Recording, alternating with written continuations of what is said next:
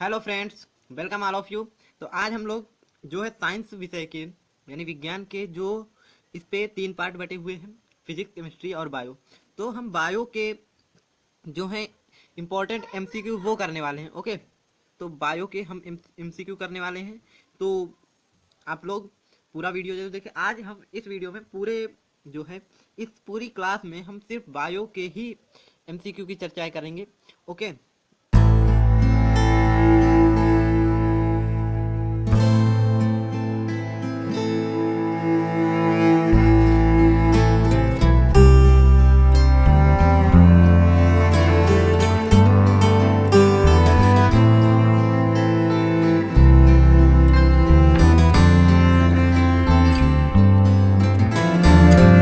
करते हैं। पहला क्वेश्चन की अगर बात करें कि प्रकाश संश्लेषण क्रिया में ऑक्सीजन गैस निकलती है, तो वो क्या है, किससे निकलती है? जल।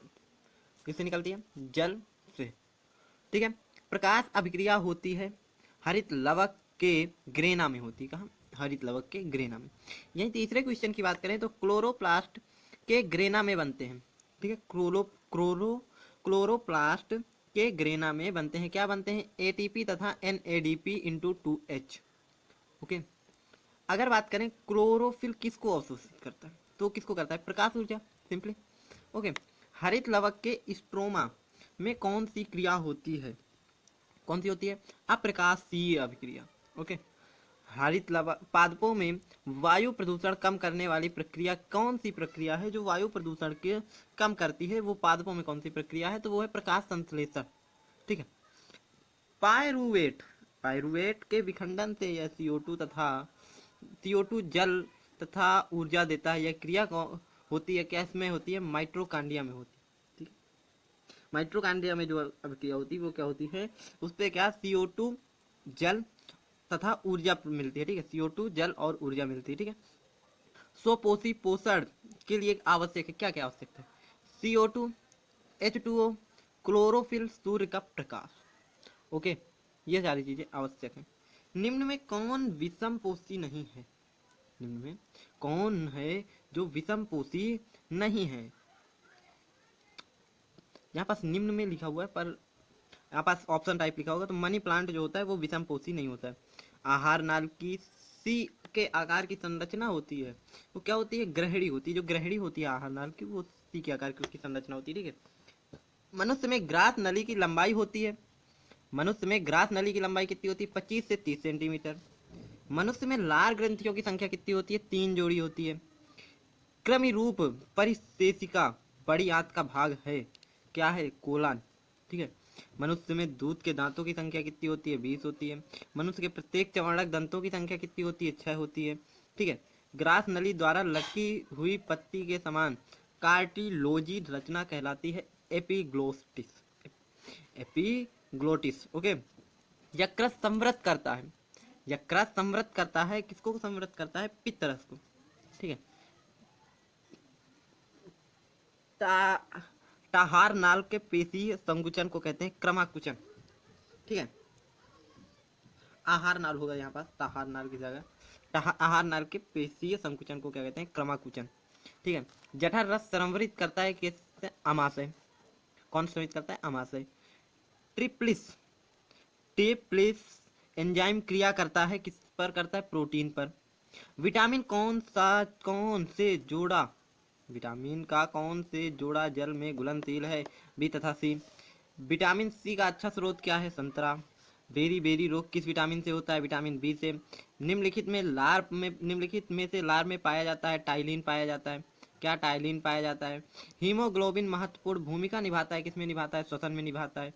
ओके, अब यहाँ पास बात करें, ऊर्जा का सिक्का या मुद्रा के रूप में किसे जाना जाता है? ठीक है, तो किस? एटीपी को जाना जाता है। ग्लाइकोलाइसिस की क्रिया के अंत में कितने एटीपी अणुओं का लाभ होता है? तो 2 अणुओं का लाभ होता है।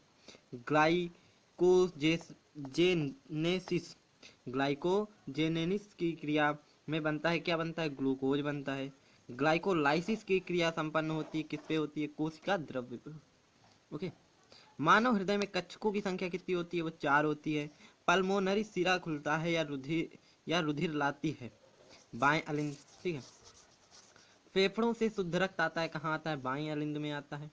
शुद्ध रुधिर को शरीर के विभिन्न भागों में कौन ले जाता है? तो महाधमनी ले जाती है।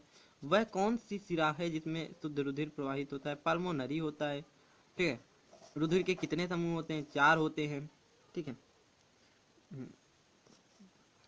रक्त का लाल रंग किसकी उपस्थिति के कारण होता है? तो हीमोग्लोबिन के कारण होता है। यहाँ हिम बस लिखा है, ठीक है, हीमोग्लोबिन होगा। लतिका में नहीं पाई जाती, क्या नहीं पाई जाती? लाल रुधिर कणिकाएं नहीं पाई जाती। पौधों में पत्तियों तक जल एवं खनिज लवण स्थानांतरित होता है, तो किसे?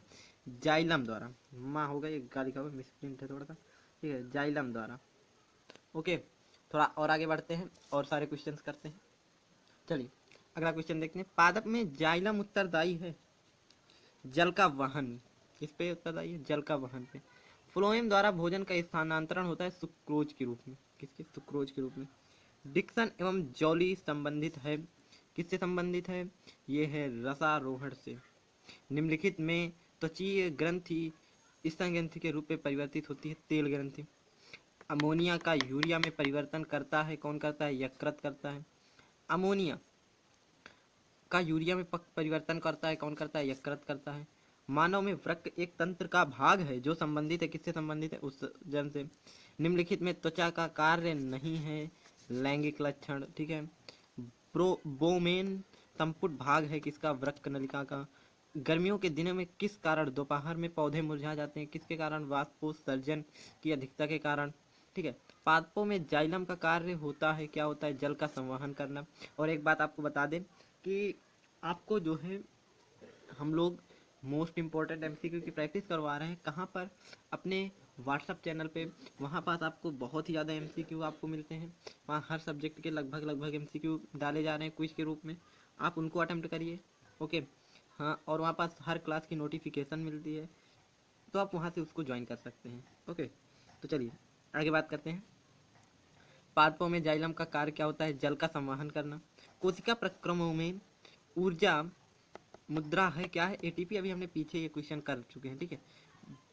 जिसमें जटिल कार्बनिक अणुओं का जटिल कार्बनिक अणुओं में टूटते हैं, जटिल कार्बनिक अणु सरल कार्बनिक अणुओं में टूटते हैं, वो कौन सी अभिक्रिया होती है? तो अपचयी अभिक्रिया होती है, ठीक है। पित्ताशय पित्तरस का स्राव होता है, कहाँ? यकृत में होता है। आगे, केवल जल में घुलनशील कौन कौन से हैं? तो विटामिन बी तथा विटामिन सी, ठीक है। चर्मदाह या पैलाग्र रोग किस विटामिन की कमी से होता है? तो विटामिन B5 की कमी से होता है। एटीपी तथा NDP2H का निर्माण होता है क्लोरोप्लास्ट में होता है, ठीक है। केवल न्यूक्लिक अम्ल तथा प्रोटीस प्रोटीन से के बने होते हैं, क्या बने होते हैं? विषाणु। द्वार कोशिकाएं पाई जाती हैं रंध्रों में, ठीक है। लार में कौन सा एंजाइम पाया जाता है? तो एमिलेस। डीएनए के दोनों तंतुओं को आपस में जोड़ते हैं हाइड्रोजन बंध। जीवों में विविधता उत्पन्न होती है, कहाँ से? लैंगिक जनन द्वारा।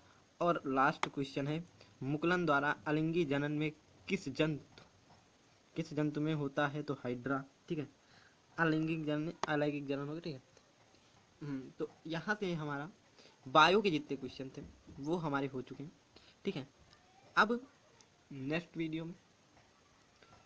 वीडियो में हम लोग चर्चा करेंगे कि जो है फिजिक्स के मोस्ट इम्पोर्टेंट एमसीक्यू की, ठीक है। तो आप सभी वो वीडियो भी ज़रूर देखिएगा। तो इसके बाद हम यहीं से एंड कर रहे हैं, और आप सभी से कहना सिर्फ इतना है कि आप व्हाट्सअप चैनल जरूर ज्वाइन करिए। वहाँ पास हम बहुत ही ज़्यादा एमसीक्यू की प्रैक्टिस करवा रहे हैं आप सभी की, ठीक है। वहाँ पास एमसीक्यू आपको हर सब्जेक्ट के PDF नोट्स मिल रहे हैं, हर सब्जेक्ट के वहाँ नोट्स प्रोवाइड किए जा रहे हैं, बहुत ही सारी चीज़ें आपको वहाँ दी जा रही हैं। आप एक बार ज्वाइन करेंगे ना तो मज़ा आ जाएगा आपको, ओके। तो चलिए मिलते हैं अगले वीडियो में, ठीक। तब तक के लिए ta-ta bye bye, see you.